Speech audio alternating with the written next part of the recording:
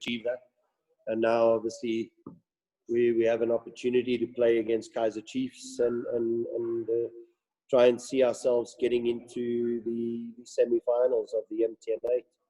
You know, I'm an ambitious coach that's come to Maritzburg. This is a club that would love to win trophies, hasn't had the opportunity of winning a trophy as yet.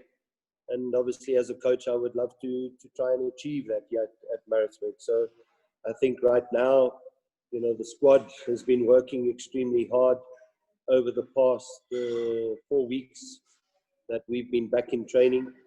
And, you know, and I think everybody's looking forward to the match on Sunday.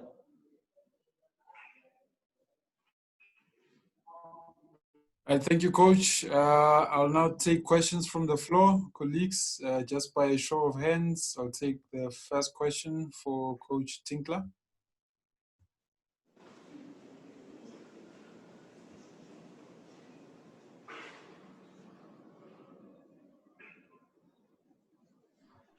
Okay, the suspect, Karabo, you can go ahead.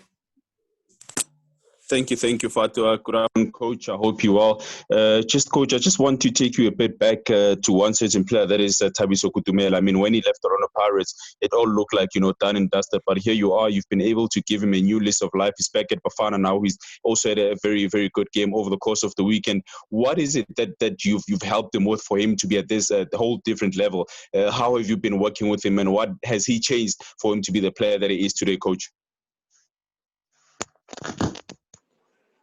Yeah, I think obviously when I arrived at the club, the first thing that I obviously noticed with Kutu was that he was carrying a little bit of extra weight. So obviously trying to get him physically in better condition was obviously the first and most important objective. And it must also go because he put in the work and extra hours to shed that weight. And I think that is what's obviously made him a lot stronger, a lot quicker. And obviously, we know his ability. We know his talent. That he obviously enhanced, and then obviously also, you know, trying to ensure that, you know, his lifestyle off the field has been a better lifestyle. And credit again must go to him because he's looking after himself, not only on the field but also off the field. So I think those have been the two very, very important components to him making his way back into the Bafana squad. Coach, we lost you a bit there. I think there's a connection issue on your side. Yes. Sorry, I'll repeat. As I was saying that the first thing he was carrying a bit of weight when I joined, so we needed to work on him to shed that weight and put extra hours to ensure that he shed that weight. We know his technical ability. He's an extremely gifted footballer, and the fact that we managed to shed that weight obviously helped him improve his game and be a lot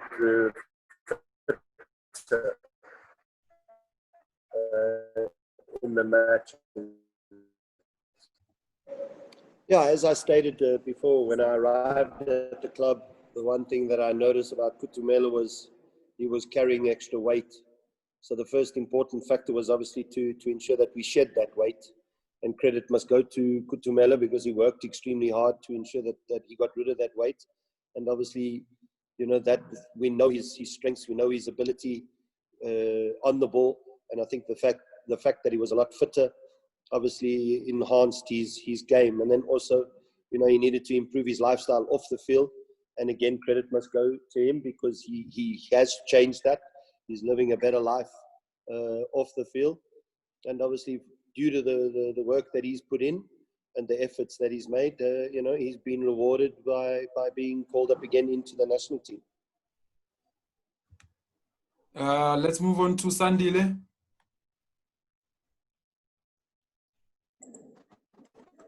Thanks, Fatu. Good afternoon, Coach. Coach, at Maritzburg, you've basically enjoyed all sorts of emotions, from saving the team from relegation, losing a cup final, and being, had it not been for, a few missed chances, a few good tackles, you'd have been up there, with the challenges. When you look at your ambition and just the line that you want to cross with this team, what would you say is the one thing that this team is missing in order, to meet that ambition? Very simple, the fans. I think, that was obviously something we obviously lost.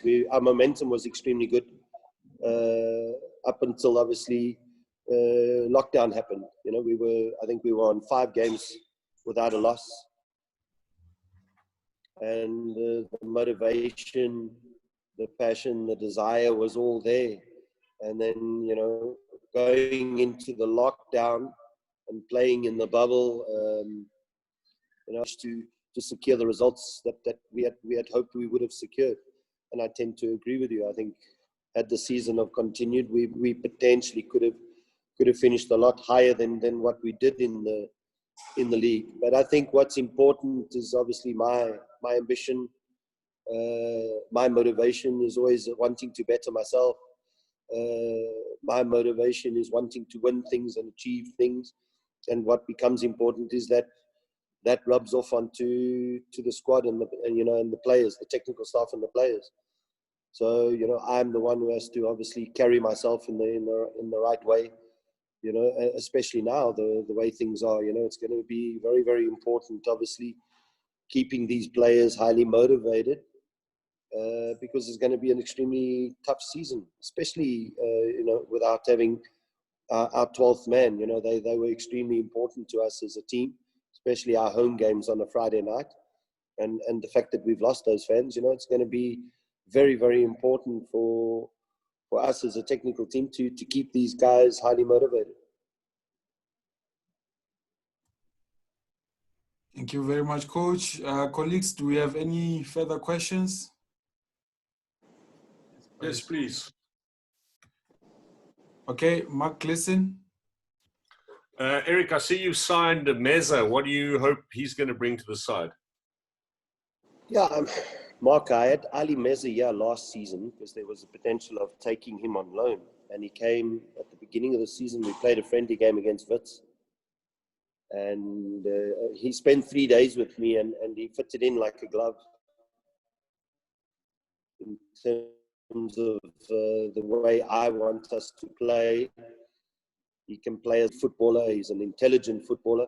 So fits perfectly into the way I want us to play. So when I heard about his availability, I obviously spoke to my chairman about the possibility of us bringing in, and a lot of credit obviously needs to go to my chairman, Farouk Kadodia, for managing to bring the boy here.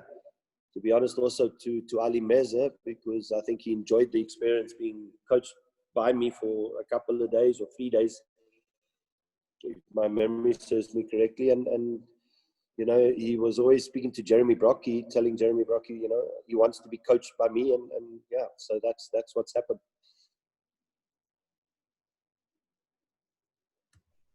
All right, let's go back to Sandile.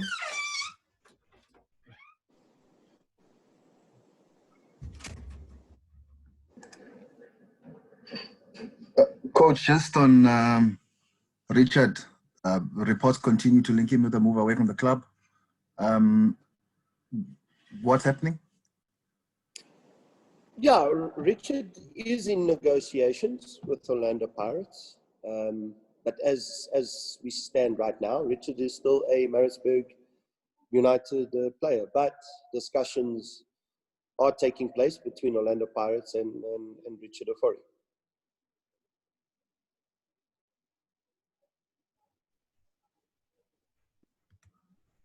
Do we have any other questions, colleagues? Rob? Yeah, I've got one. Okay, I'll come to you, Lwazi. Let's start with Rob Delport. Hey, Coach. Hope you're well. Rob from Cape Town. Yes. Just about the new technical team. How's it working out with Delron and Rowan joining? I know you're happy to have what looks like a stronger technical team for this season. Yeah, you know, the chairman and myself, beginning of last season, we had a discussion around the potential of bringing Darren Buckley in as part of the technical team, because Darren can bring a lot of knowledge and experience that he can pass on not only to the PSL players but also to the multi-choice disky team. So we were always looking to try and strengthen the technical team. So it was a bit of a no-brainer for us to look to bring in Darren Buckley. You know, he helps me in terms of any tactical attacking practices that I plan and prepare. You know, the knowledge that he has that he can pass on to the strikers and the wingers is extremely, extremely valuable. You know, the same way I use Vincent because of his knowledge, you know, as a defender to pass on to the central defenders and obviously the fullback. So it was important that we brought someone else in that obviously could also help us in terms of the first team, like I said, and also with the development. You know, our previous goalkeeper coach, Ricardo Gonçalves, he spent, he was four months here in lockdown. He has a young family in Portugal, 2 kids, you know, and the man needed to go back home. So unfortunately, we needed to replace him. And Rowan was obviously available and someone I knew because we worked together at Orlando Pirates. So it was a no-brainer to bring in Rowan. Now, the fact of the matter is both are ex-Bafana players. Both are players that played internationally, played in Germany.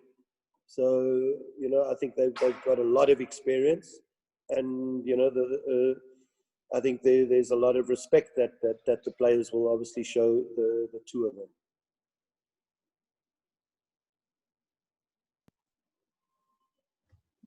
Okay, Loazi. Coach Loazi Zikubu from Super Sport. You might have to forgive me. You might have answered this already, but I just want to speak about Chiefs themselves. Obviously, between the end of the season, the last season, and now, there's been a couple of changes there, major changes with the coaching staff. Does that make your job a little more difficult? Do you expect pretty much the same Chiefs you faced over the past couple of seasons, or are you expecting 1 or 2 different things that you know you might expect Gavin Hunt to bring into the side? No, definitely not the same team.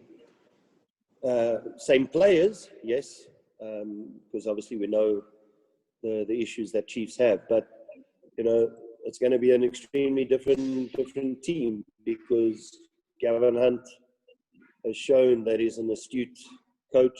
He's won leagues, he's won titles, he's won cups. And those players are going to be obviously highly motivated to show their worth to Gavin. You know, Gavin's is a winner. He plays a particular brand of football that is difficult to compete against. I think last season, Kaizer Chiefs were very good, particularly on the set pieces.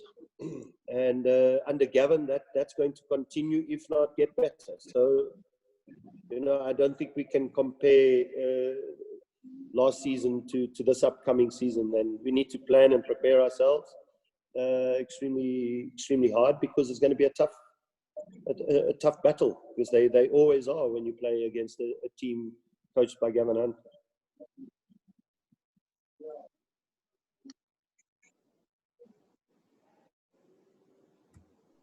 Okay, thank you, Coach. Let's go to Mark Gleason again. Just following up on that very good question from Loazi, can I ask whether there isn't perhaps still a little bit of an undercooked factor with him, just in terms of confidence? I mean, Hunt might have come in and shaken things up a little bit, but when you crash and burn like they did towards the end of last season, and then you compound it with the fact that they are unable to get any new players, do you feel you can still take advantage of a side that is still a little bit down in the dumps? That's the hope, Mark. That's the hope. But I think obviously we will only really know what state they are psychologically when that referee blows that whistle.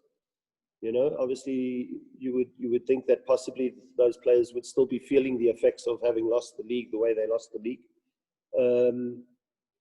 But as I stated before, they've got a very astute coach, somebody who wants to win and achieve things. And you know, the same way I believe that my winning mentality and my philosophy rubs off on my players. I think it's the same thing with Gavin Hunt. So we can't rely on that factor. We've got to plan and prepare ourselves as though, you know, this is an extremely strong team. All right. Thank you very much, Coach. I think we're going to end it here. I don't think we've got any further questions. Thank you very much, Coach, and all the best for Sunday.